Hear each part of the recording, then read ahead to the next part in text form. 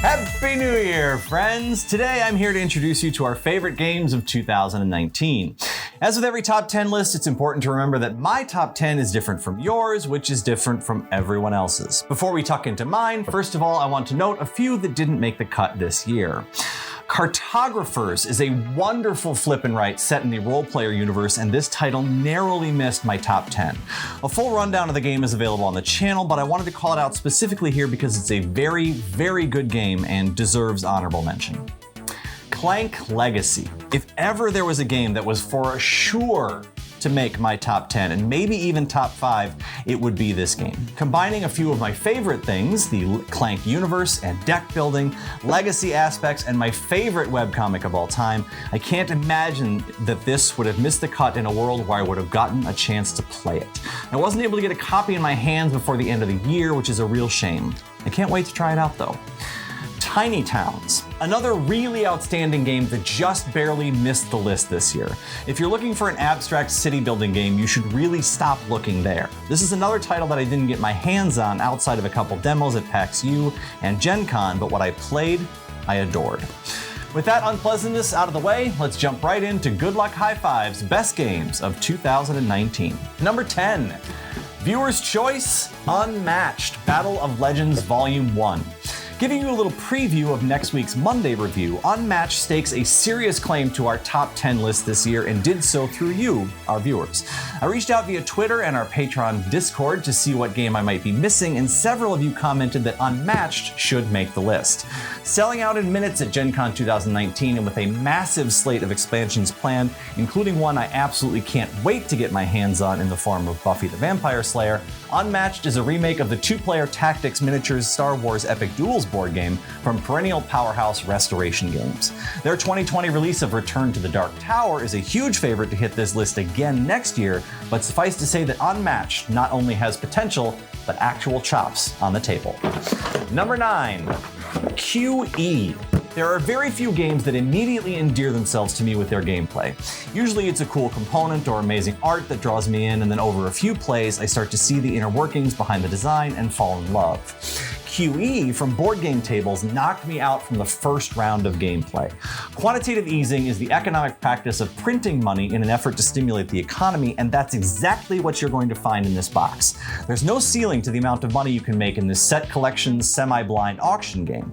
You're restrained only by how high you can imagine, and also by the pesky fact that spending the most means you lose. The sheer ridiculousness of this game earns high marks from me, as does the quick playing time and ease of explanation. Number 8, Fantastic Factories. A latecomer to the year's end consideration, Fantastic Factories from Deepwater Games hit the list with a bullet. A tight, lean little engine builder that relies completely on dice but does so in a meaningful and interesting way was bound to succeed if it did any of it well, and fortunately for all of us gamers, it does so exceedingly well. The art style, component quality, and playtime all hit a sweet spot, earning Fantastic Factories a deserved spot on our top 10 list. Number 7 is Bossk from Floodgate Games. Brings us yet another winner this year as the autumnal Bossk from designers Daryl Andrews and Erica Bouyeris, thank you, succeeds on all levels. Zero variance area control gameplay combined with a gorgeous fall palette and above average production quality overall make this one a great addition to your shelf if you're looking for a more logical / thinky game. A variable board size for differing player counts show that real thought went into the design, and to be perfectly honest, if you put a cute squirrel in your game, it's just gonna be hard to ignore. And speaking of cute squirrels, number 6, Raccoon Tycoon. Channel favorite Forbidden Games makes our top 10 again in 2019 with new edition Raccoon Tycoon. We reviewed this one in 2018 ahead of its retail release, which didn't hit until January of this year. The Fat Cat expansion destroyed its funding goal by raising well past $100,000 and brings in a 6th player to this tight, economy-driven set collection game. As with all things Forbidden, it straddles the line of being a nearly perfect intro game for your friends. The amazing Annie Stagg contributes to pitch-perfect art alongside Glenn Drover's always impeccable design. This game has serious potential for being the most played box on your shelf. Number 5 is Parks. 2019 was the year of Henry Audubon in this reviewer's opinion, with Parks leading the charge. With Space Park already under his belt, Henry has designed Parks and the upcoming highly anticipated Kingswood. This title from perennial all-star production house Keymaster Games dips a foot into edutainment with a walking simulator set in the national parks of the United States. With absolutely phenomenal art from 59 Parks, this game sets a gold standard for table presence and manages to do so attached to a very compelling set of mechanics. Number 4 is Obscurio. Good Luck Hi-Fi grabbed this game from distributor Asmodee on a recommendation from one of our FLGSs here in town. Our group are big fans of Mysterium, so this box had some mighty big shoes to fill. Adding on to the already solid gameplay of clues pointing towards ridiculously busy artwork, the addition of a trader rocketed this one into our top 10 of the year. The ability to play a game this good up to 8 players is no trifling matter either. As board games increase in popularity, you're going to want something fun and interesting to get to the table when your group gets big. It's hard to do better than Obscurio. Coming into the top 3, we have Just One. The only real problem child on our 2019 top 10 list is this Repos Production game, which 100% certainly came out in 2018.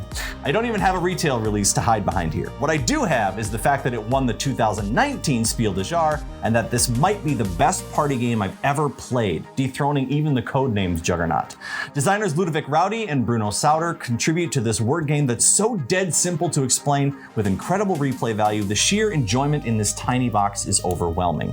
This one is incredibly modular as well. 2 boxes would get you enough for up to 14 players, as the only limitation is the physical dry erase tents. If you don't own this one already, you need to. Don't even think about it. Number 2, Wingspan. Barely, and I mean just barely, missing the number 1 spot on this year's list. No surprises here, as Elizabeth Hargraves' aviary masterpiece took the board gaming world by storm upon its release from powerhouse developer Stonemaier Games. This tableau builder set itself apart not only with addictive collection gameplay, but also incredible production quality throughout the box, all the way down into the ribbon finish rulebook. The addition of an all-female production and design team is a real feather in the cap of this title. With an expansion already out that brings in feathered friends from across the pond and cleans up one of the game's main complaints, there's plenty to keep you tucking and pecking for a long while. And now our 2019 Good Luck Hi-Fi Game of the Year, Quacks of Quedlinburg. While this title from North Star Games was technically released in 2018, it didn't hit American shelves until 2019, making it the perfect cover to put in my list.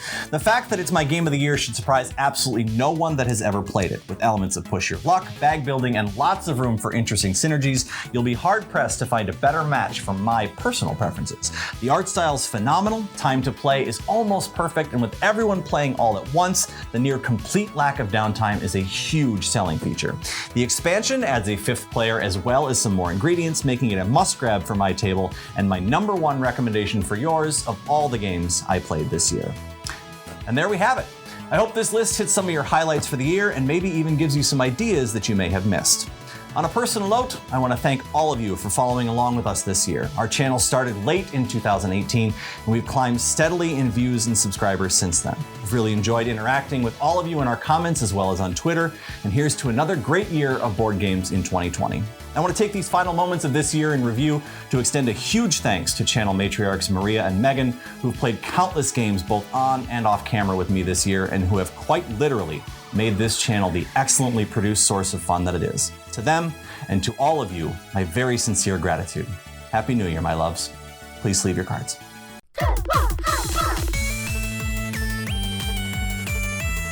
Hey everyone, if you enjoyed that video, please hit that sub button and check out all of our other offerings at goodluckhighfive.com. And please consider becoming a patron of the channel at patreon.com/GLHFmagic and help us keep making reviews, videos, and podcasts for as little as $5 a month. We're also always looking for new games to review, so if you make games or you know a company who does and wants to have their game reviewed on Good Luck Hi-Five, please reach out to us at glhf@goodluckhighfive.com and we'd be happy to take a look. You can follow me, Captain N the Game Master, on Twitter and Instagram at CaptainNGM, and follow the channel at GLHF Magic. Remember, please shop at your local game store whenever possible. Until next time, I'm Nicholas, and good luck, high five.